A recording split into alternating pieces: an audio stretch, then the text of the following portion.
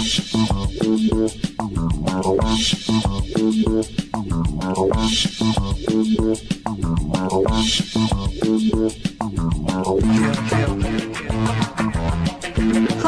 welcome to Inside the Moms Club, where being a mom is the coolest place to be.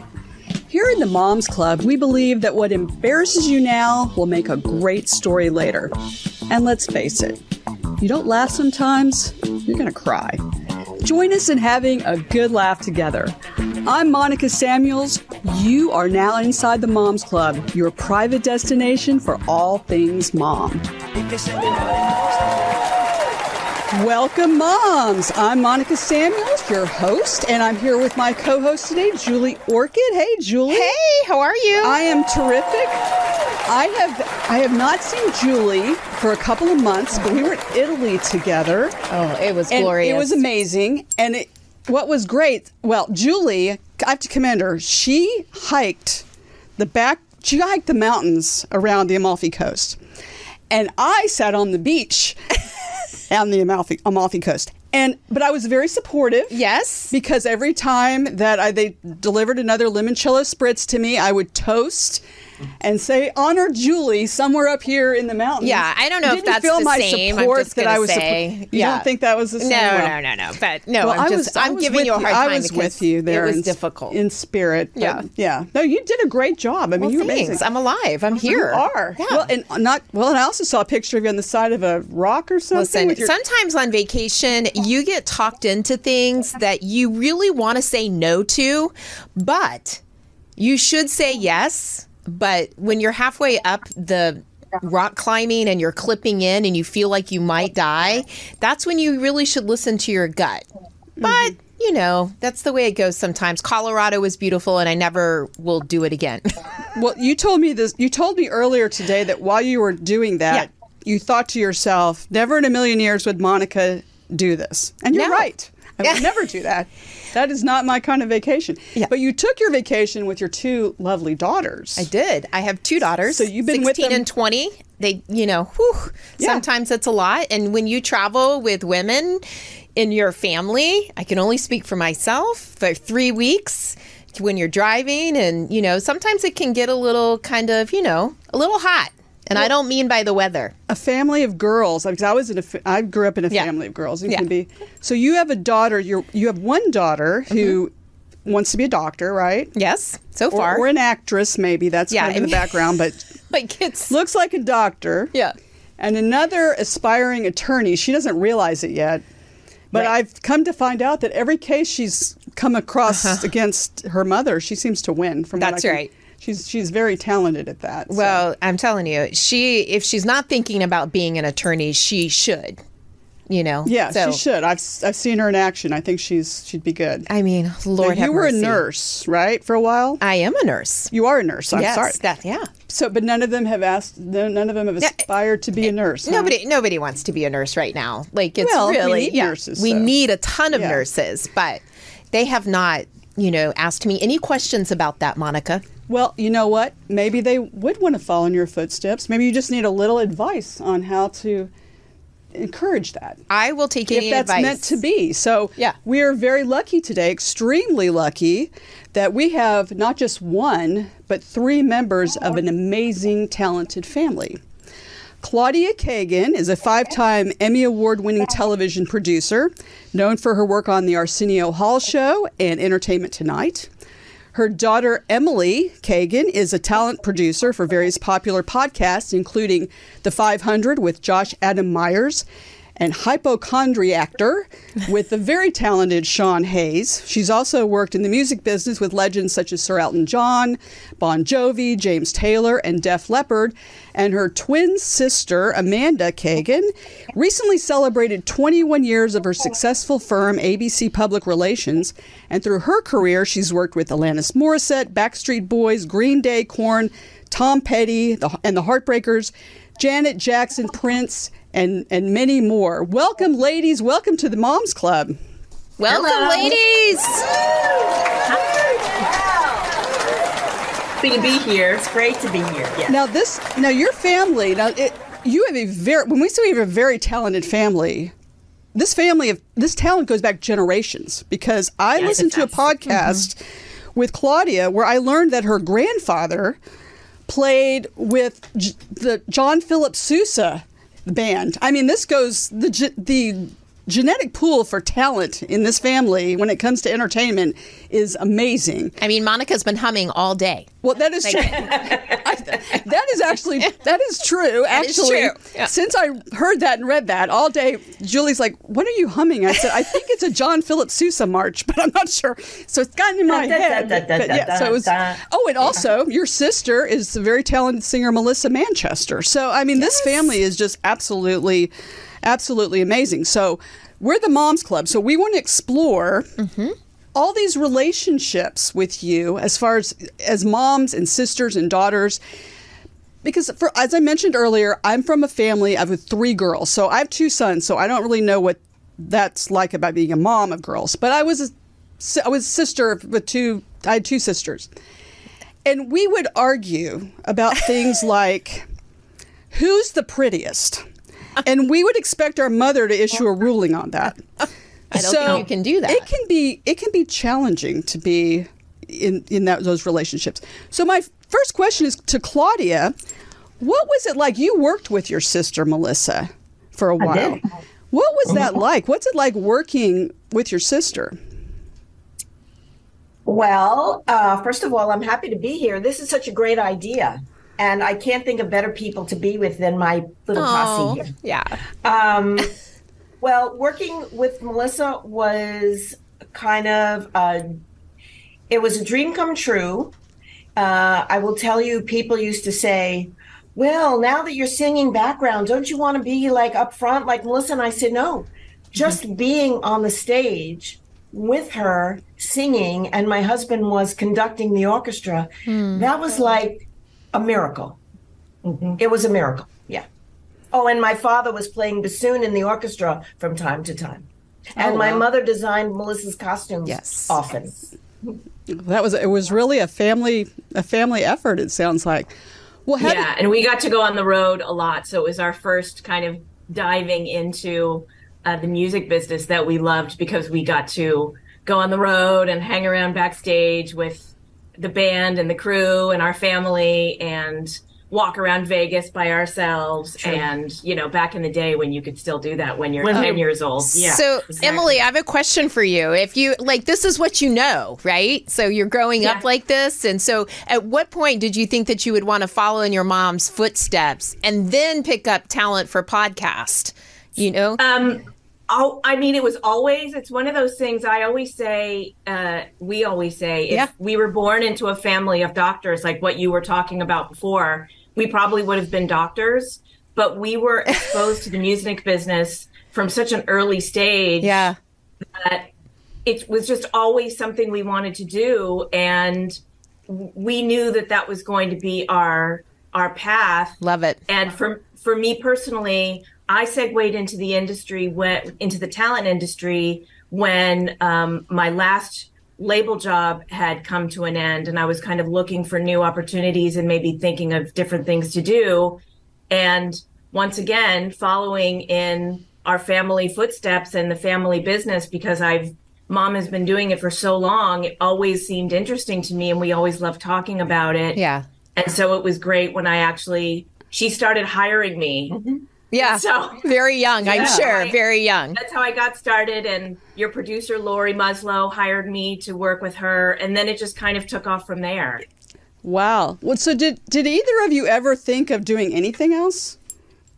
No. So you were, well, good, okay. Because I was wondering what that would be like to go to your mother and say, I really think I want to be that's a pharmacist actually that's not really a great moment in the education history of the Cagan girls. No.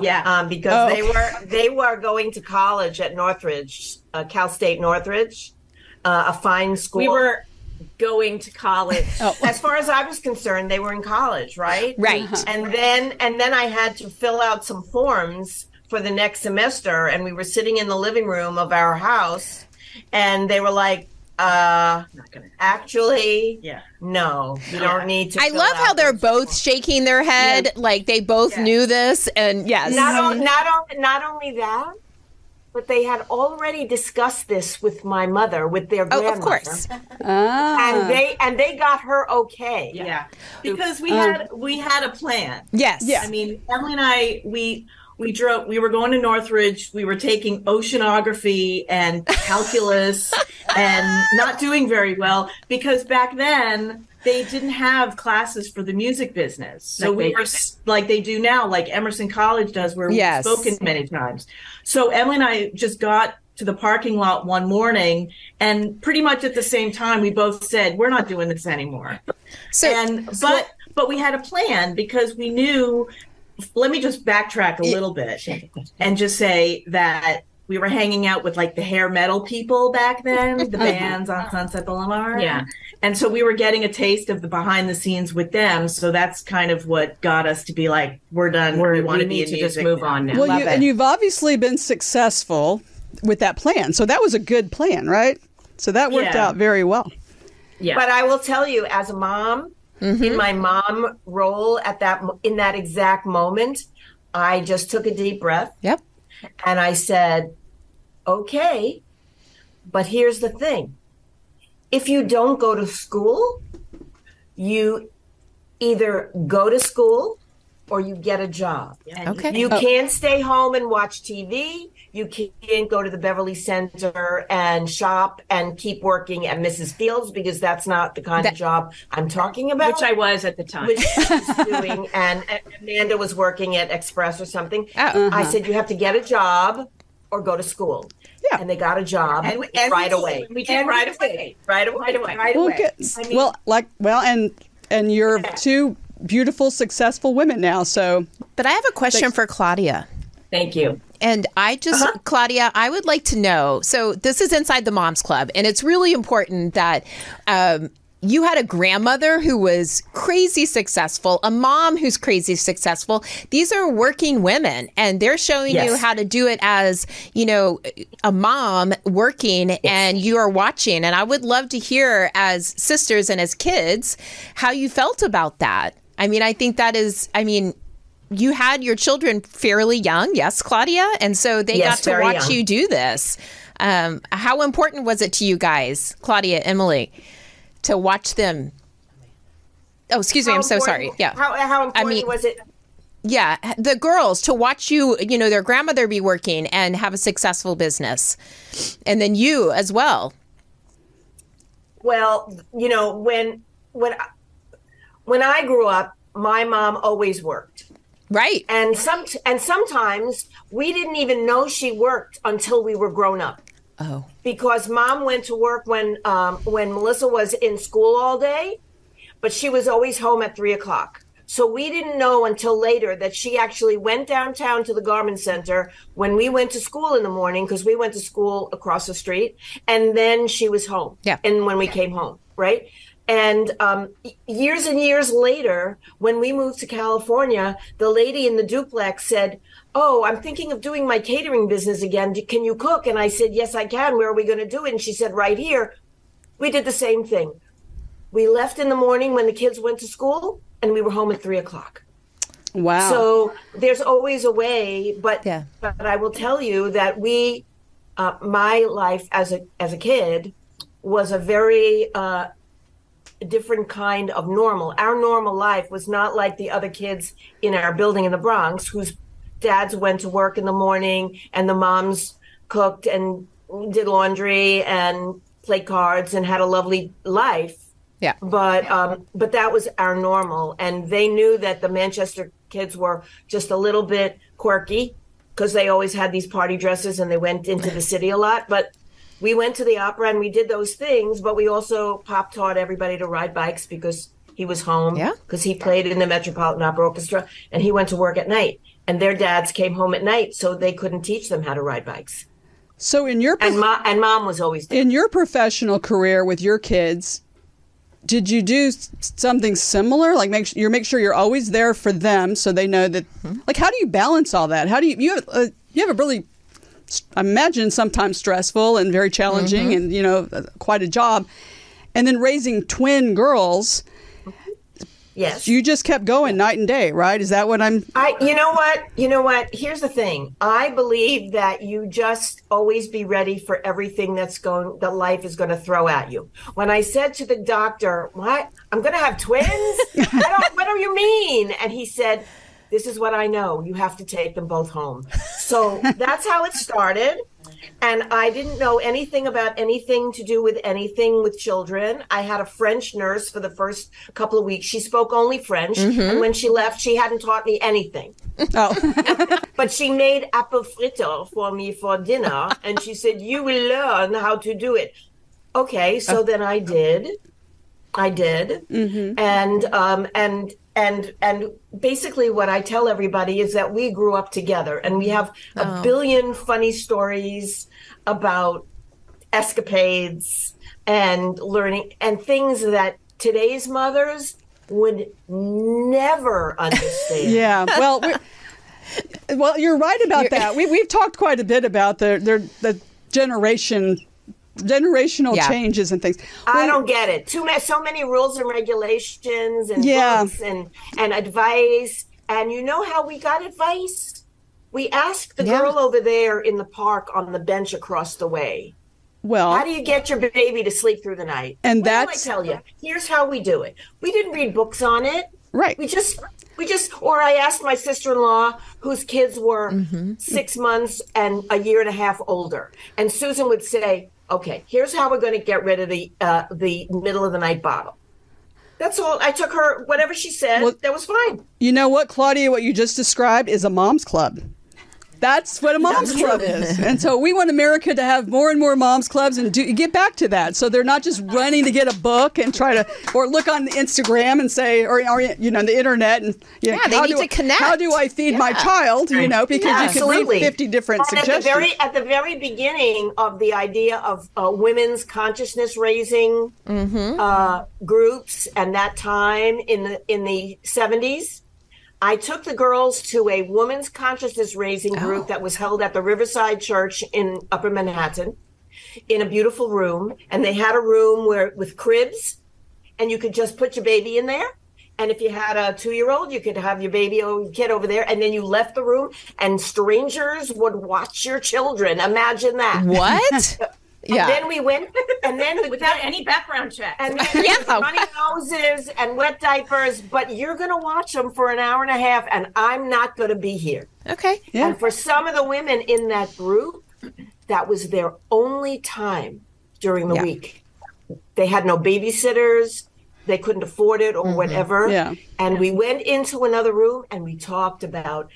We did yoga and we talked about what was going on in the world and what we were going to do with our babies. And I'll always remember there was one woman who was nursing a 5-year-old child, and I didn't quite get that. Oh wow, yeah, that would be kind of tough to see. Yeah. So I know our audience is going to want to know about. I mean, you've done some amazing things all of you in your career. So, Claudia, what is one of your favorite moments from your vast, illustrious career, as evidenced by those 5 Emmy Awards behind you? Yeah.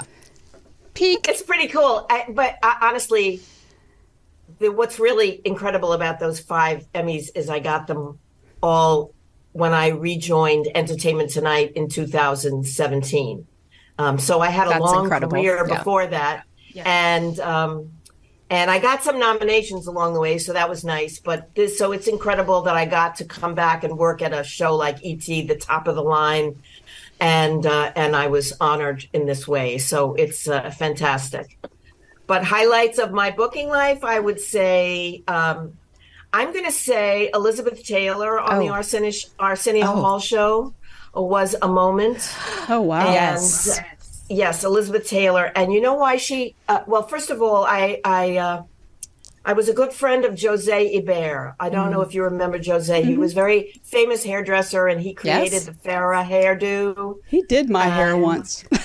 So yes, I know who that is. There you go. And he did Elizabeth's hair. And he helped me organize that with her publicist at the time. And what I found out later is that she wanted to do woo, woo, woo. She wanted to do that. She wanted to be, with a young audience. And she was I have no words for what it was like to be with her. But of course, the highlight of my career is booking Bill Clinton on ARSENIO. So you're part of history, because that's a historic moment. It shows up every time we Yeah. talk about the presidential election or the 90s or something, and that was one of my proudest moments. That is great. And Emily and Amanda. So Emily, tell us about your podcasting career. What's the future of podcasting? Is this the next great? Where are we going with podcasting? And tell me it's really big, because of course I'm sitting here. Because that's what we like to hear. Yeah. There's so many to choose from. No, I think that it's great that there's been this new medium where people can just talk about anything, and there's something for everyone out there. Even when I go on to, whatever it is, Spotify or Apple, just to kind of look for the episodes of the week that I've been booking. And there's so many podcasts. It's amazing how huge it's gotten. So, and I don't really see it slowing down anytime soon, because it's just become such a part of people's normal lives, whether they listen to that rather than, putting a CD in their car, or they listen to a podcast when they're on hikes or exercising or meditating, whatever it is. So the fact that I've been able to get my foot in the door into this world, and be very good at it, by the way. Thank you. That's my mom. And it's been very exciting. And the fact that I've been able to work with these great shows has been even more exciting. Yeah, no, that is a whole new thing that's very exciting. We're certainly excited. I don't know how good it is for the future of broadcasting, by the way. I'm not sure. No, it'll be fine. Well, we hope it's good. No, I think that broadcasting is being challenged by new ways of communicating. Yes, I do. So I think there's something for everything. Yeah. So Amanda, I have a niece who years ago went on the road. I think it was with Metallica, which was kind of funny because she was on that tour, and so was Marie Osmond's daughter. It was kind of an interesting group of people traveling together. Yeah. But I got to hear a lot about what goes on there. And so you represent a lot of musical acts in public relations. So what is that like? What's the challenge, or what's the biggest challenge of your job? Or is it just so much fun that it's not challenging at all? And well, I mean, things have definitely, there's always a challenge. There's always a challenge. I mean, the challenge isn't so much with the artists. Well, some of it is with the artists, because it gets to a point of like, how much do they want to do? If I'm delivering all of these things, it's a matter of how much they want to do, or if they'll do anything that I put on their plate because I vetted people and I think that it's good for them to do for their career. And the other challenge mostly is just the way the journalism scope has changed. There's a lot more podcasts to book clients on, and online websites is a very big thing. And so that's good. It's good. But print, magazines, and newspapers are going away. Like, we hear about outlets folding every week, and this newspaper declared bankruptcy, so they're going to stop publication after 50 years. And so the challenge is just kind of moving with the time and staying up to date on what's happening and what the hot new podcast is and what the hot new website is. And so it's just kind of going with the flow, but it's been changing for the 21 plus years that I've been doing it, for sure. But it's still fun for me, and I still can't imagine doing anything else. Yeah, I would imagine that's been interesting. And now with artificial intelligence and all the other things that are happening, it just thankfully that hasn't really hit my world yet. So I'm just thinking good thoughts that part of it is that's a smart strategy. And you know what? Thinking good thoughts is useful to all of our lives. Yeah. And we have an amazing product that does just that. It's called New Calm. Yes. And it is the streaming service for your brain. And I introduced Julie to it because Julie was a little tired today. So today we did a power nap using New Calm. And that's why we're all feeling so great today and just ready to start the rest of the day. So we are so thrilled to have Newcom as a sponsor. And Tony, can you tell us a little bit more, or share a little bit about Newcom with our audience? Moms are amazing. Moms bring joy, they bring love, they bring listening, they bring empathy, they bring compassion, they bring food, nutrients, shelter. Moms do it all. In fact, moms are the key to the survival of the human race. And sometimes being a mom can be a thankless job. And we're here to say thank you. My name is Jim Poole. I'm the president and CEO of Newcom. And for more than 2 decades, we've been helping people solve stress, improve sleep without drugs. And we're here to help you. We love you. Thank you. We absolutely love Newcom, and we've got some exciting news about Newcom. They are obviously dedicated to helping moms thrive, and they have in the past, they've most recently given away one of their mastermind memberships, which is worth $33,499. It has everything you can possibly imagine, but what it helps you with is focus, energy, sleep. I mean, it's an amazing product.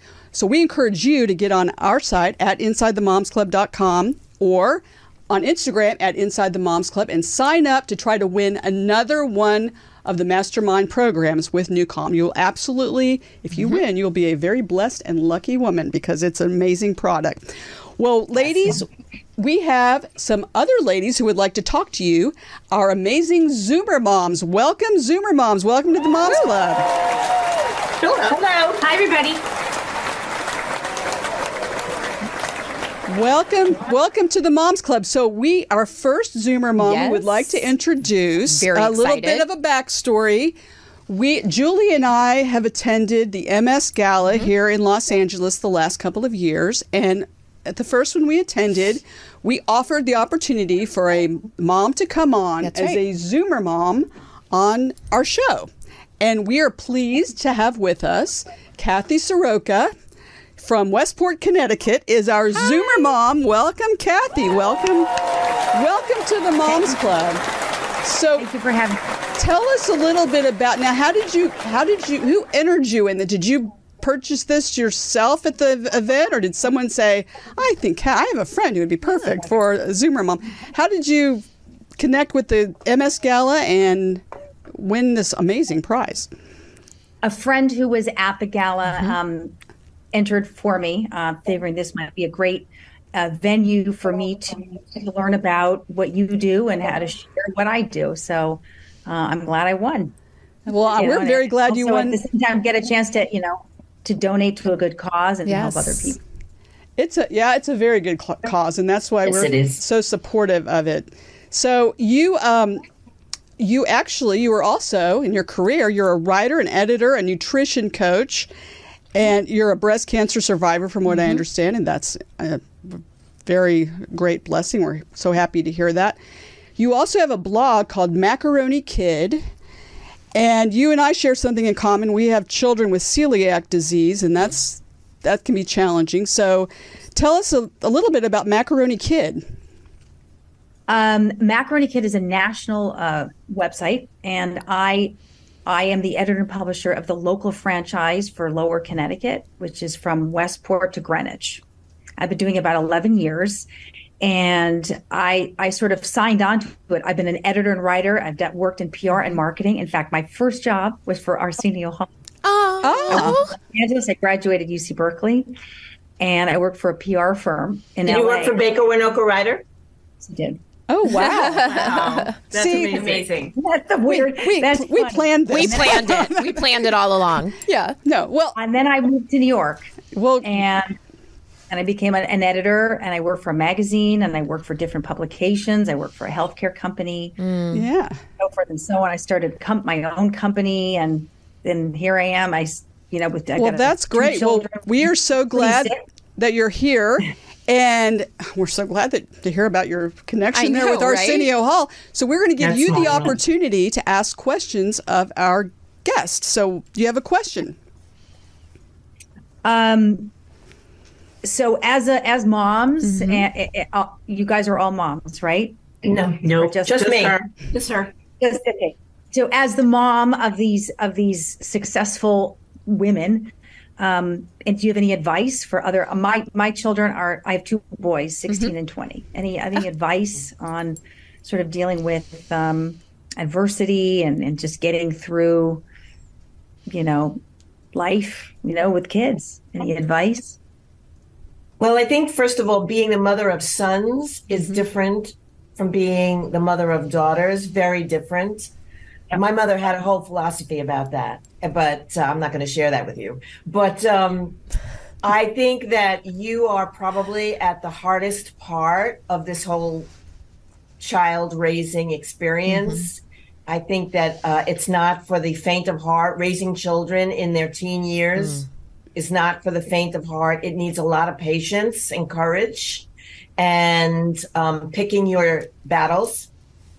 And I'm sure your boys are wonderful boys and they will become wonderful men. But, these are hard times. I think these are hard times to be a mom and to be a child. I think there's so many choices that it makes my head hurt. I have a new great niece, or is it a grand niece? I haven't gotten that straight yet. It's both. But, It's both. Okay. Yeah. So my sister's son, my nephew, had a baby, and she's beautiful, and she's our life now. Besides my girls, of course, and my other nieces and nephews. It's just different. Being a parent now is very different from being a parent when I raised the children, the girls. But I think my only advice is keep an open heart. And I like that. And be positive and grateful that you have them, and that even with celiac disease, they're okay. Yeah, that's great. Well, my younger one. I love having an open heart. That is very nice. That's incredible advice. That's great advice. Everything's going to work out with your child. And keep an open heart. Yeah, sometimes that can be a little tough. I mean, I have 16 and 20, and they're girls. Yeah. No, I have 2 boys. So. Yeah. And all you can think of is someday I'm going to actually talk to you again. Yeah, exactly. But they are my best friends. Yes, we traveled. I mean, I can't really speak for them, but I know that I would prefer traveling with Emily and Amanda than anybody else, because we have like a shorthand. We like to do the same things. We're very easy guests. We just went to Napa and we had a great time. By the way, we went to Napa to visit our friend who grew up in Westport. Oh, wow. But, my God. Yeah. There's so many She's our connections friend from here. New York. I grew up in LA. Oh, wow. There you go. That's wild. But I think that it's just, they are my best buddies, and I'm grateful for that. But I also had a mom who was my best buddy, and she raised my sister and I to be kind and adventurous and open-hearted, because my mom was somebody I used to tell people, if she wasn't my mom, I'd want to know her. You would have all wanted to know Ruth Manchester. Yeah. Because she was an extraordinary woman. Yeah. That is so nice. Beautiful. Well, Liz, welcome to the Moms Club. Tell us a little bit about yourself, and do you have a question? Hi there. Hi. I've been in different areas of entertainment since I was like 10. Okay, 17. Started in radio, went to television, then went to a label, etc. Have been around most of my adult life. And then I had twins. And everything changes, as you know. And I so appreciate your environment and everything that you've been through as a twin mom, because in the generation that, I mean, now it's different. There are a lot of twins. But when I had my twins and when you had your twins, it was a different deal. Right. So I know that. And growing in the entertainment business in 2 generations, which you have, and all of you have together, what challenges have you really faced? And are the challenges different from generation to generation? What was your biggest challenge? Good question. Well, I think for me, what was like, I'm from not from the current generation. So in my generation, I got married very young, and then I had the girls very young. And by the way, I was working when I got pregnant, and until I was in my 6th month when the doctor said, you can't work anymore. And then, but when people said, "Oh, are you going to go back to work?" and I was like, "Oh, absolutely. I'm going to go right back to work. And it's not even a question. I couldn't stay home." Well, and then I had 2 babies. And fortunately, I was working with my mom at her company, and she understood. But I didn't go back to work until the girls were in the 6th grade after we moved to California. Going to work, my friends didn't do that. They didn't go to work. You know, we lived a different life. We lived in a beautiful apartment on the Upper West Side in Manhattan, but it was $127 a month. So, oh my gosh. So we could do that. Oh, and then we moved to 2 bedrooms, and that was $168 a month. But now it's $9,000 a month in the same situation. But going to work was not a thing. But then when the girls were in the 6th grade and my sister asked me to come and be a background singer with her because I knew the words, it was like, oh, we're going to have this adventure. We're all going to have this adventure. And we worked it out. Yeah. And that's the rest of my life, you know, ups and downs. Yeah.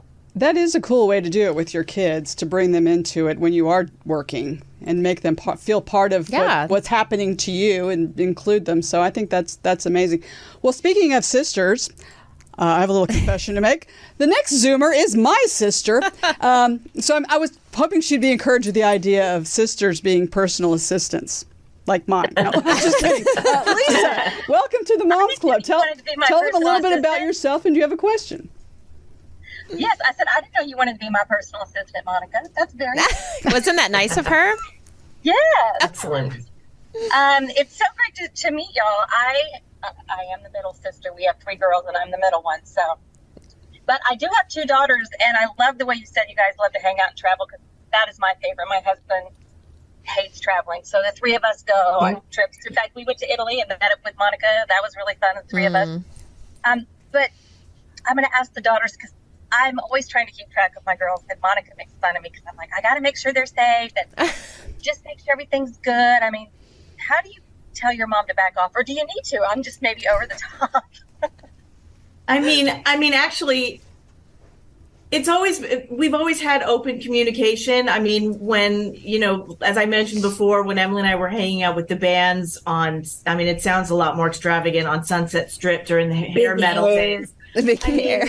Mom and Dad were always so open to that lifestyle. I mean, and they, you know, Emily and I would stay out. We would be at those parties until sunrise, and they never seemed to really worry. I never worried. They actually knew the guys we were hanging out with, and they knew that they were keeping us safe. And even when it got to when Emily and I started doing our work in the music business, and we were always at a show, or if I was at the office until 10 o'clock at night, she always knew where we were. And now it's almost like the roles are reversed, and I want to know more where she is.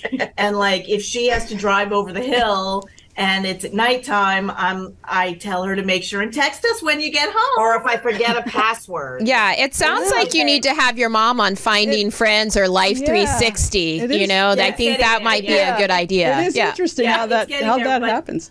Yeah, but Mom and Dad were always like, they wanted to know where we were, but we've always just been good about telling them where we were, and we weren't like so rebellious that it was like, don't. So you were better at telling your mother. Because I always trusted them. Yeah, that's key. But you all were better at telling her where you were than she has been about telling you all where she is, huh? So that's... No, but you know what? I've learned that, like, when I get home, I have to call them and say, I'm home now. Yeah. Well, it is important. Lisa and I have a mother and have been challenged with that ourselves. Helen, welcome to the Moms Club. Tell us a little about yourself, and do you have a question? Hi, thanks, Monica. I'm Helen Sauvage, and I live in Arlington, Virginia, and I'm the mother of an almost 12-year-old. And so my question's a little different. I have a nickname that some friends gave me a long time ago, which I don't even think Monica knows this. It's Star Quality, because I was always up on the latest gossip about everything. I always wanted to know, you know, who was the movie premieres and what's the best show and whatever it was. Not so much the gossip, but just like all the inside information on what's going on in the movie and TV music industry. So with your Entertainment Tonight hat, do you remember getting any memorable, bad, good? Like, what's the thing that sticks out to you in terms of either career advice, parenting advice, just something that some celebrity, that you weren't expecting them to tell you? Wow, that's a hard question, because here's the thing. They're not my friends. Yeah. I don't know them. I don't socialize with them. There are a couple of people who you would know that I know, but mostly I've never had any pretense that they're my buddies. They see me on a red carpet and they know me and they give me a hug and that makes me feel swell. But I can't really say that anybody has given me advice. There's one moment when you said that, though, apropos of news, when it was a Sunday and I was with the girls at a mall in Burbank. And do you remember pagers? Oh, remember yes. pagers? Yeah. Yes. And I was working at ET. This was in the late 90s, and my pager went off on Sunday, and that meant I had to call into that number. Mm-hmm. And the news came out that Princess Diana had died. Oh. And I never forget that. I know exactly where I was at that moment in that mall in Burbank. Mm-hmm. And so that's like the kind of moment, and Magic Johnson announcing that he had AIDS and things like that. Yeah. But no, I don't. No, I left. The celebrities aren't your. So you were more behind the scenes, not. I am always behind the scenes. Always behind the scenes. Yeah, in my profession, I've been always the behind the scenes person, but starstruck when I did have the opportunity to meet somebody. But so I just thought maybe you had an opportunity to interact or something that. Oh, I have interacted with fabulous celebrities and been at dinner parties and all of that, but I've not gotten any particular advice, I mean, Claudia, what you just told us is so, pivotal, because I think we all remember where we were when, moments like that. Moments like that. So, it's interesting too, real quick. A lot of what you all do, like Helen worked at the White House and you work in television production, and a lot of what we see, like the politicians or the actors or there's a lot that goes behind. There's even more people and very talented people behind the scenes that make all that happen. So kudos to all of you, the Zoomer moms that have been here today, and certainly our guests. Well, I can't believe our time is already up. It happens so fast. But Claudia, where can we find you on social media? Is that my Instagram? Instagram. Oh, Instagram, okay. Yes. Instagram. I'm sorry. That's okay. Yeah. At Claudia Cagan. Yeah. At Claudia Cagan. At Claudia Cagan. And on Twitter, for anybody who's still paying attention to Twitter, it's MS Cagan, Ms. Cagan. Yeah, Ms. Cagan on Twitter. Okay, great. And then Amanda and Emily, so where can we find you? I post about all my client stuff on at ABC Public Relations on Instagram and on Facebook. Great. And I am at Emily Cagan on Instagram and Twitter. Great. Excellent. Well, great. Well, thank you, ladies, for being with us today. You've been amazing. This has been a terrific show. And we invite all of you moms out there to find us on our website at InsideTheMomsClub.com or at Instagram at Inside the Moms Club. Well, Julie, it always happens. This just goes way, way, way too fast. But we'll be back next time with celebrities and extraordinary moms just like you. We know that your me time is precious and valuable. Thank you so much for spending it with us. We have a motto here at the Moms Club. If you don't laugh sometimes, you're going to cry, right, Julie? Nobody wants to cry. Laugh, ladies. Have a great time, a great week. See you next time inside the Moms Club. Bye. Thank you.